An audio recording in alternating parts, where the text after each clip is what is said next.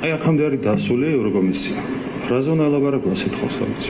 ირაკლი კობახიძე ბრიუსელთან საუბრის რესურსს ვერ ხედავს.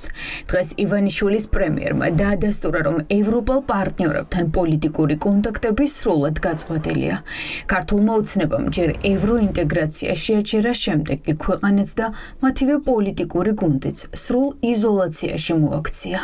ძიმე ვითარება ევროპულ ბიუროკრატიაში და პოლიტიკურ წრეებში, მაგალითისათვის, ცოტა ხნის წინ, 2-3 თვის წინ გაიმართა ერთგვარი სამიტი დაკავშირებადობის თემაზე, ტრანზიტის თემაზე და ამ შეკრებაზე იყო წარმოდგენილი შუა აზიის 5 ქვეყანა და სამხრეთ კავკასიის 2 ქვეყანა და არ იყო წარმოდგენილი მხოლოდ საქართველო. ევროკომისიის ეგიდით გაიმართა ეს შეკრება.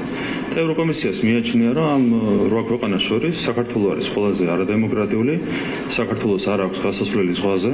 აი აქამდე არის დასული ევროკომისია. რაზე უნდა ელაპარაკო ასეთ ხალხს? კობახიძე ამ ფორმით ევროპარლამენტში დაგეგმილ დებატებს გამოეხმაურა.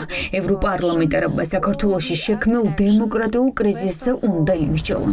პრობლემების აღიარების ნაცვლად ოცნება ბრიუსელს თავს ესხმის. დღეს კობახიძემ თქვა, რომ მის პოლიტიკურ გუნდს პარტნიორები არასდროს გაულანძღავს.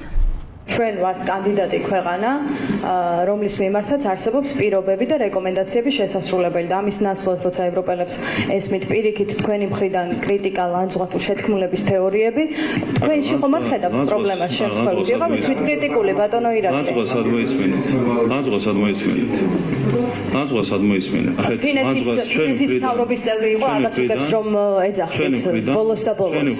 ჩვენი მხრიდან კი, აკაცუკებს ეძახით ფინეთის მინისტრს. ჩვენი მხრიდან ეს არ არის ლანძღვა. ეს არასდროს არ გაგვილანძღავს, რა თქმა უნდა, კრიტიკა ეს არის აკაცუკი რა არის? ეს კრიტიკაა, რეალურად კრიტიკაა. 17 დეკემბერი 19 საათი. ევროპარლამენტის დღის წესრიგში უკვე ჩასვეს დებატები საქართველოს შესახებ.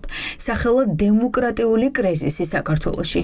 დებატები დაგეგმილი არ იყო, თუმცა BBC-ს საგამოძიებო ფილმმა გააჩინა კითხვა, რით მოწამლა ხალხი ქართულმა ოცნებამ. ეს კითხვა ევროდეპუტატებსაც აქვთ. ევროპარლამენტარები ევროკავშირის უმოქმედობით უკმაყოფილონი არიან. ამიტომ ევროკავშირის 26 ქვეყნის ლიდერს რეჟიმის დასანქცირებას და ბიძინა ივანიშვილის პერსონალურ სანქცირებას მოსთხოვენ. ჩვენ წლის ბოლოს გვეცოდინება ევროკავშირის პოზიცია ქართული ოცნების მიმართ, მათ შორის უვიზო მოსვლის შეჩერება ქართული ოცნების წევრებისთვის და იმ ბიზნესებისთვის, იმ მოსამართლეებისთვის, ვინც ივანიშვილის რეჟიმს აძლიერებს.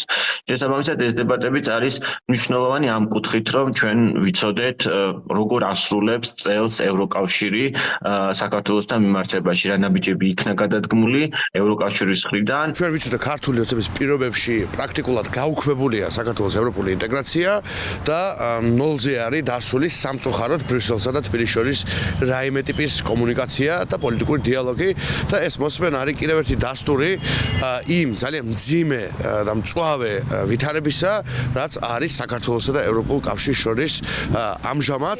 ევროპარლამენტის დღის წესრიგში წერია, რომ საქართველოს შესახებ ჩანიშნული საგანგებო დებატების წინ ევროკომისიის წარმომადგენლის განცხადებაც იქნება. დებატები წინ უძღვის ანგარიშს, რომელსაც ევროკომისია 22 დეკემბერს გამოაქვეყნებს. ეს არის დოკუმენტი, რომელიც ბევრს იტყვის ოცნების დემოკრატიულ უკუსლაზე და კიდევ ერთხელ დაადასტურებს, რომ ქვეყნის კანდიდატის სტატუსი მხოლოდ ფურცელზეა. ოპოზიცია ამბობს, რომ ივანიშვილმა პუტინის დაკვეთას ზედმიწევნით შეასრულა და საქართველოს ევროინტეგრაციის გზა გაანადგურა.